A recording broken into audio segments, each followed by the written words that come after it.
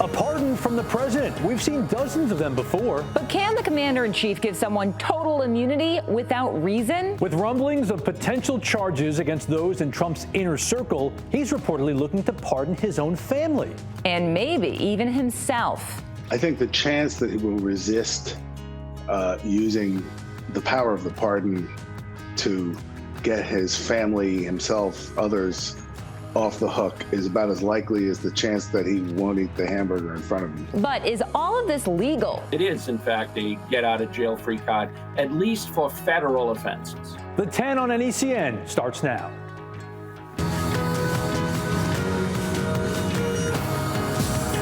We have now entered President Trump's final 50 days in office, the end game of his presidency, and people across the country now are wondering what's his next and final move while in the Oval Office. Yeah, one thing that's come up a lot in recent weeks, pardons. President Trump even tweeting about it. Maybe no surprise there. He often puts his game plan out on social media. Yeah, and speaking of games, we know the path Trump has taken to get here, and it's a lot like this game of Monopoly, right? He buys up real estate, builds hotels and casinos, and continues to collect the cash as people just pass on through. Yeah, New York Avenues, Park Place over my shoulder here. Trump, the real estate mogul, likely built a property at one of those places, like those hotels right there. Definitely on the boardwalk for sure. And he even landed the most coveted home on the most famous address, 1600 Pennsylvania Avenue. Check that out, also on the board. No condos there, just that very important White House. So does President Trump have one final ace in the hole? Yeah, it's the big question with 7 weeks left in office for Trump. And it appears Trump is rolling the dice on whether or not presidential pardons cover everything. We're talking past, present, and future crimes, as he tries to see if the president could just hand out these get-out-of-jail-free cards to family, friends, and even himself. And that's our starting point tonight with Mike Rosenfield. President Trump's inner circle, the center of growing speculation about possible pardons as the Trump presidency winds down. I think that the president is frightened of what's going to happen to him after he gets out of office. And I think he's frightened for his children. Multiple sources telling NBC News that the president has been discussing pardoning his children, son-in-law Jared Kushner, and personal lawyer Rudy Giuliani, even though there are just rumblings of potential charges. There's a fear that these investigations may ramp up and that they may actually result in indictments and, in some cases, jail time. The Associated Press reports the Justice Department is investigating a possible pardon scheme. I'm not surprised, first of all. And I honestly, this has never happened before. So I honestly don't know whether the pardon is invalid if you bought it.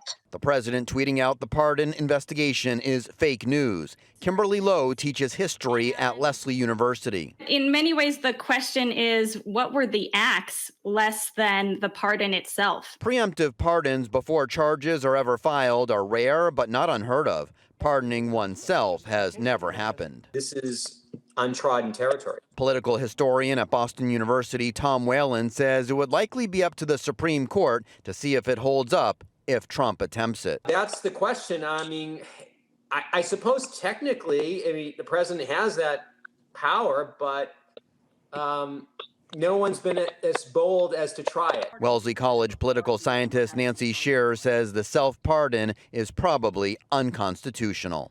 Pardons are granted, and granted means two-party transaction.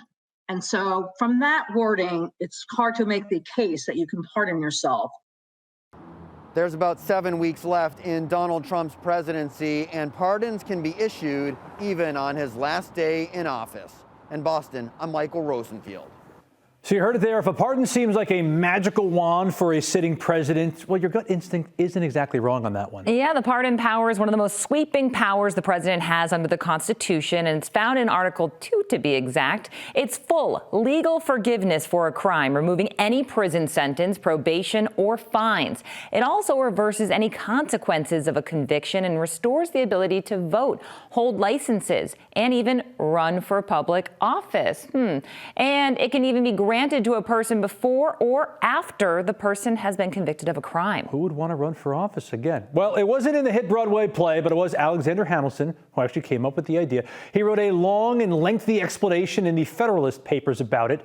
Sadly, it did not rhyme, but essentially a presidential pardon is necessary. It's a check on the judicial system, kind of like a Trump card, which was not technically named after Donald. We spoke to Michael Waldman, the president of the Brennan Center for Justice at NYU Law School, to explain where the whole idea came from.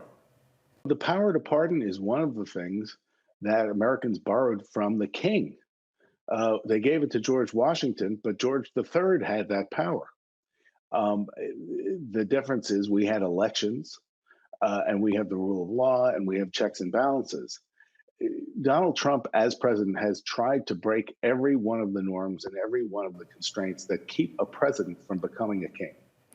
Now, we gave up that whole king and queen thing a few hundred years ago, right, when we separated from Great Britain. So no unlimited power here in the United States. And even though this is pretty broad power, it does have some limits, two to be exact. Pardons can only be used for federal crimes, which means they cannot be used to erase or prevent state convictions.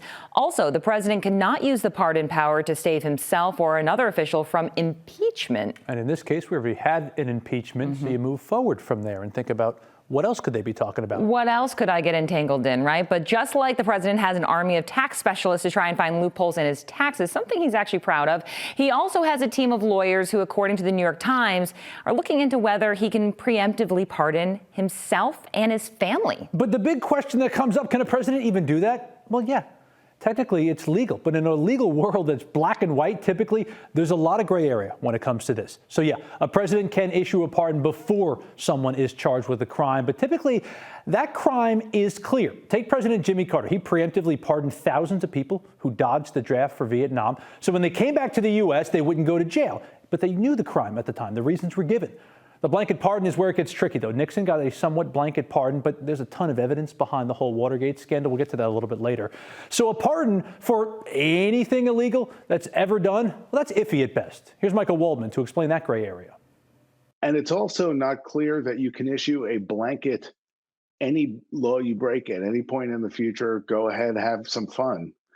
Usually a pardon has to say what you're pardoning the person for. It is very hard to craft a pardon that is specific without basically admitting guilt. Imagine having a pardon when you could say, go commit a crime, you'll be okay. Yeah, it's a little scary. Wow. It sounds a lot like anarchy. And according to NBC News, the president's conversations about pardons are within a context and not because he believes he or his family members have done anything illegal. So for this, it would truly be just a blanket, if anything should come of this. Yeah, they're not accused of anything right now. It doesn't appear charges are imminent right now. He just, I guess, kind of wants to be safe, more safe than sorry.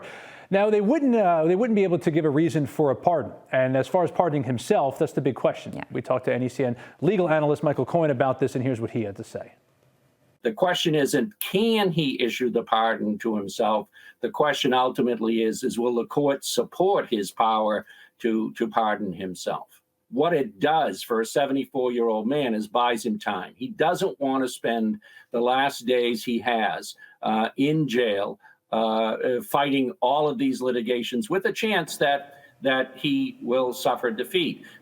Now, it's pretty important to note here that President Trump hasn't used the power of the pardon that often. In fact, not since President William McKinley at the turn of the 20th century has a president even made as few pardons, so more than 100 years ago. And some of his pardons have been widely supported, like when he pardoned women's suffrage leader Susan B. Anthony to commemorate the 100th anniversary of the women's right to vote. But other pardons have had more personal and political connections here, like his first pardon went to this guy, former Arizona Sheriff Joe Arpaio, who had been found guilty of criminal contempt related to his hardline pursuit of undocumented immigrants. Now, Arpaio had been a strong Trump supporter during the election, helping to deliver that all-important county, Maricopa County, in that swing state of Arizona back in 2016. Now, most recently, President Trump pardoned his former national security advisor, Michael Flynn, who had pleaded guilty to lying to federal investigators during the Russia investigation back in 2017.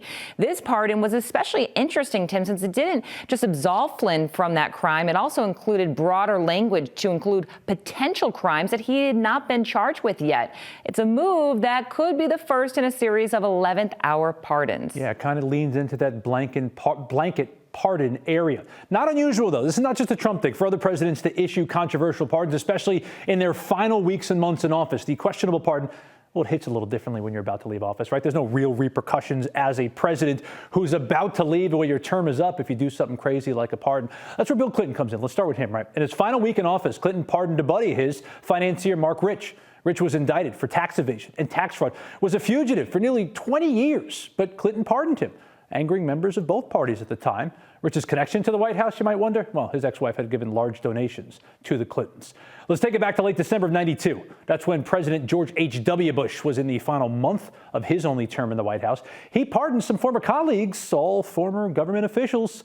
H.W. pardoned 6 men who were all part of the Iran-Contra affair, most notably former Defense Secretary Caspar Weinberger for obstruction of justice. And then there's the big one, right? The controversial pardon that Gerald Ford gave Richard Nixon. This was 46 years ago, so if you don't remember the specifics, that's fine. Nixon resigned as president amid the Watergate scandal. Tons of evidence there, smoking gun, if you will. And then Ford granted a, quote, full, free, and absolute pardon for all offenses Nixon committed or may have committed while Nixon was president. And that's the interesting part, may have committed, because it didn't specify crimes. Although at that point, pretty clear, crimes were committed, charges were likely, but fearing a divided country, Ford issued that pardon to, quote, heal the nation. But that covered everything in his time as president. So pretty broad language there. And speaking of presidents pardoning other presidents, there is one more pretty rare option. Yeah, it's a long shot, but anything's possible in this presidency. Experts say the President Trump, could step down, even for a little bit, and then get a pardon from what would be President Pence. But he could do something like invoke the 25th Amendment, temporarily step down as president, have Mike Pence pardon him, and then become president again.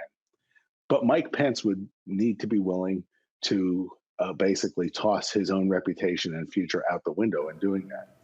Now, keep in mind, all these pardons we've spent the last, you got some bonus minutes here, more than 10 minutes tonight talking about our federal charges only. So even if Trump hands out pardons left and right in his final days in office, the president still cannot give himself or his family a get-out-of-jail-free card for any state crimes he might be facing. And New York right now has some investigations that they're looking into. And that's where it gets interesting. If you're just trying to cover yourself on any potential broader things, you take the power that you have. But for state crimes, this does not matter. If he does do the pardon, whether it's constitutional or not, doesn't matter if there are state crimes coming up the pipe.